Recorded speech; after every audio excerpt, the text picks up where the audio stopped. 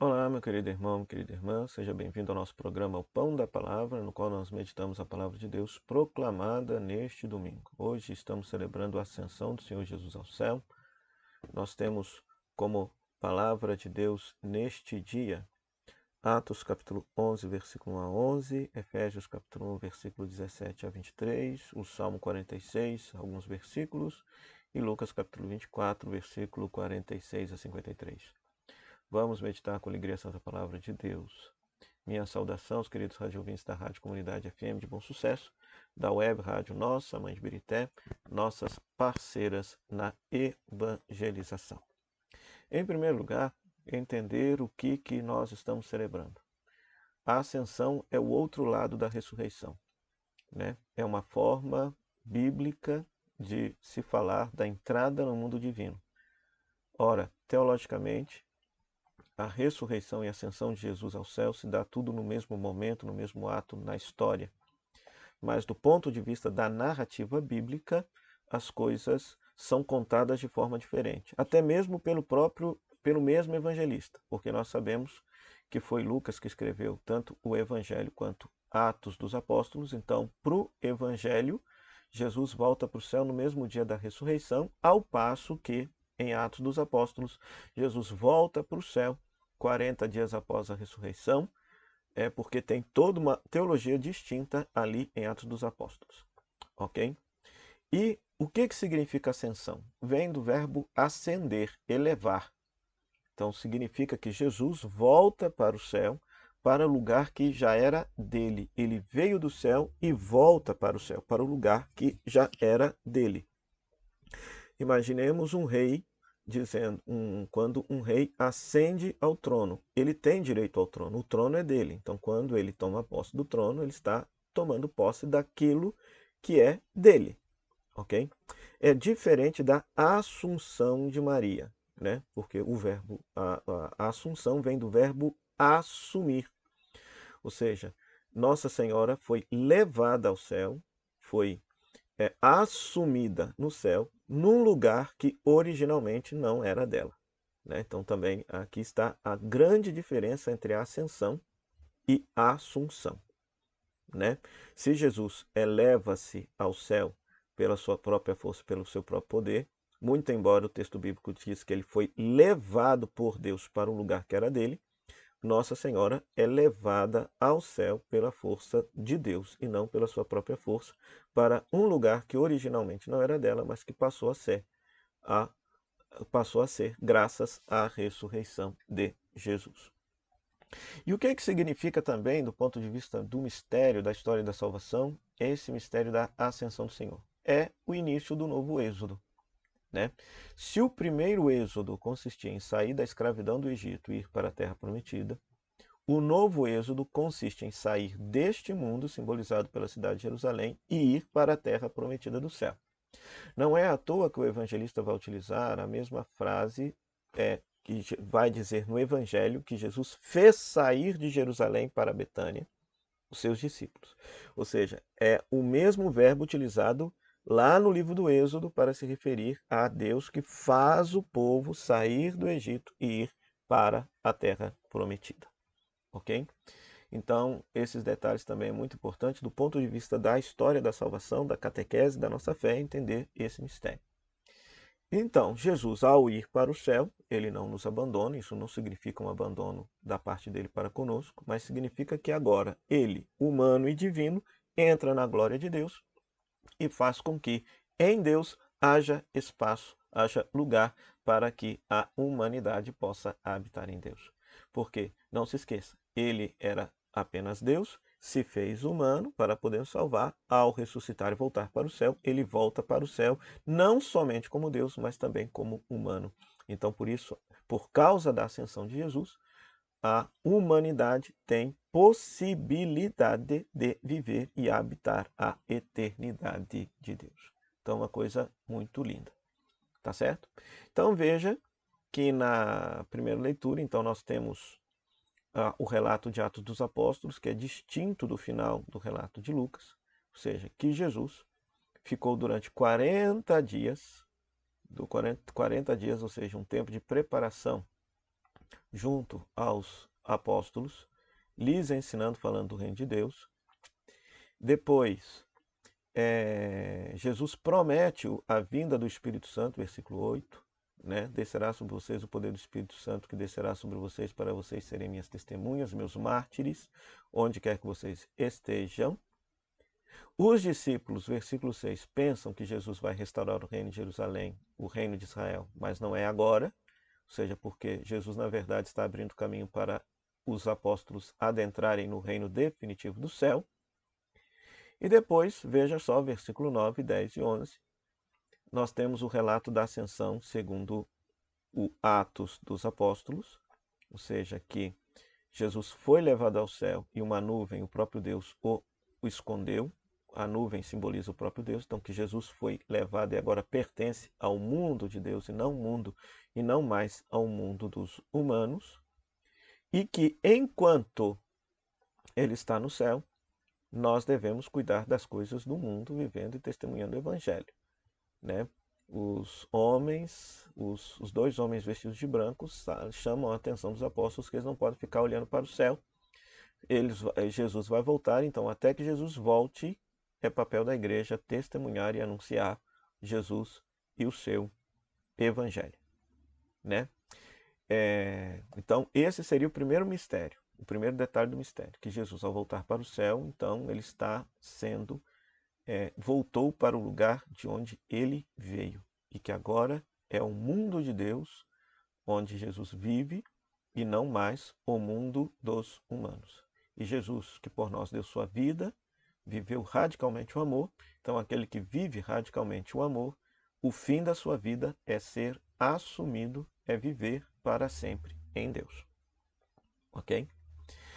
Depois o Salmo, que é um salmo real, que proclama Deus como rei e também o rei de Israel, né? Então, nós temos esse salmo do Deus que se eleva e que sobe ao trono, né?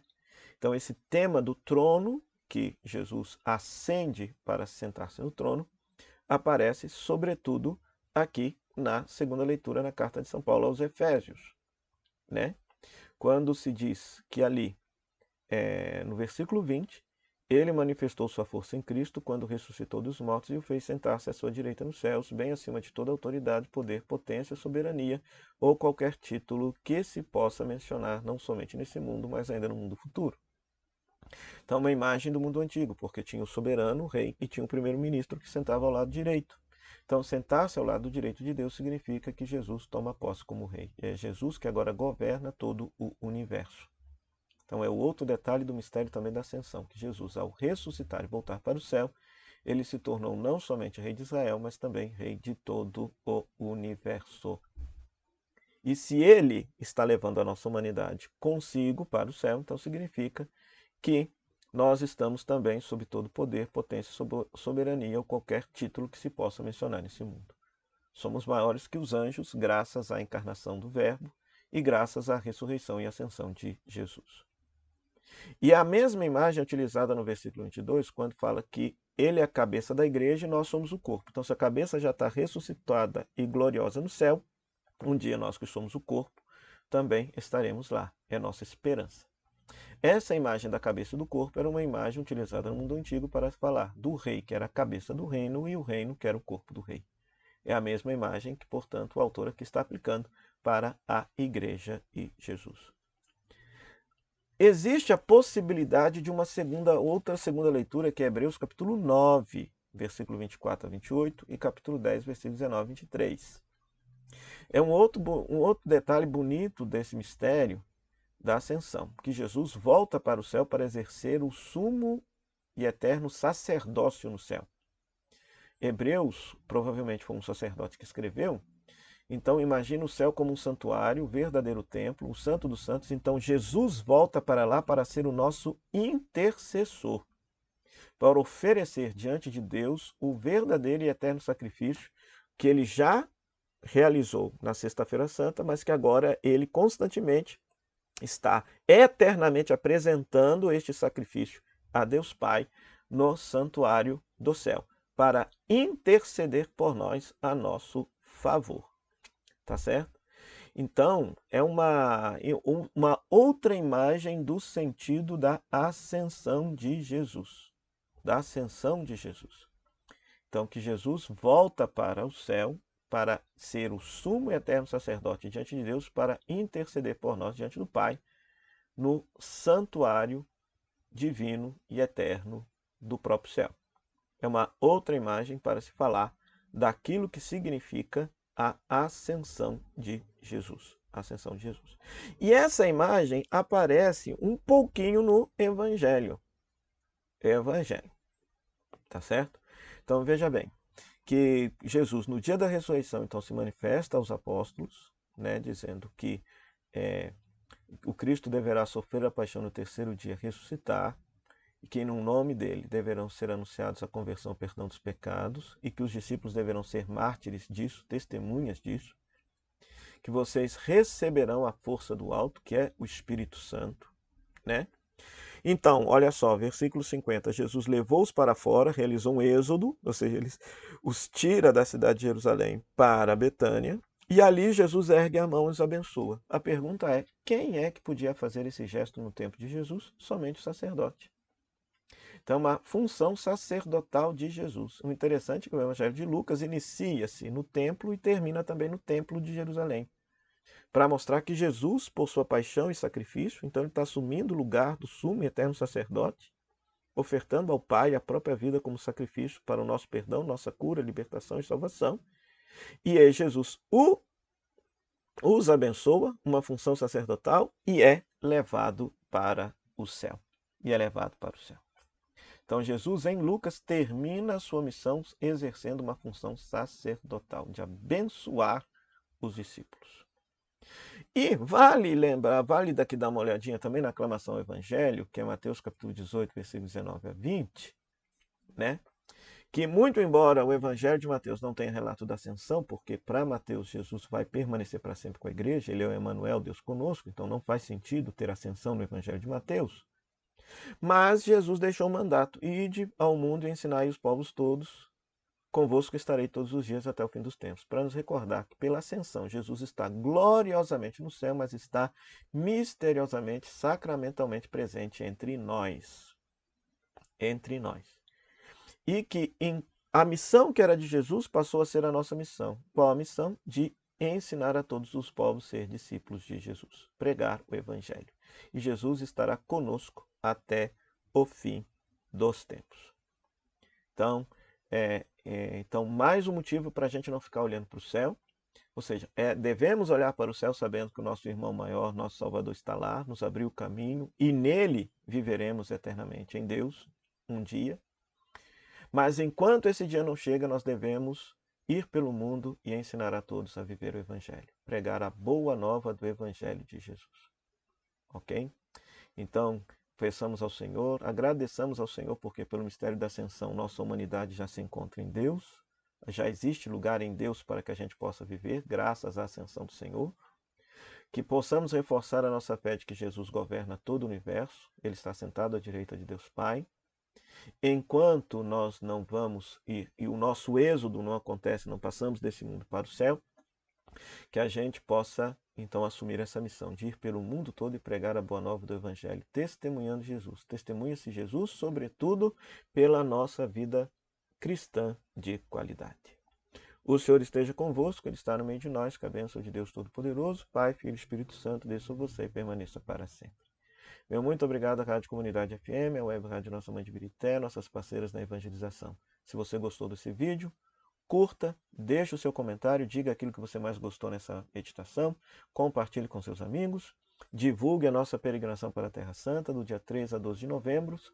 Maiores informações pelo telefone 011 99934 1179. Essa peregrinação da qual serei o diretor espiritual. Até o próximo programa, Pão da Palavra, se Deus quiser. Tchau, tchau.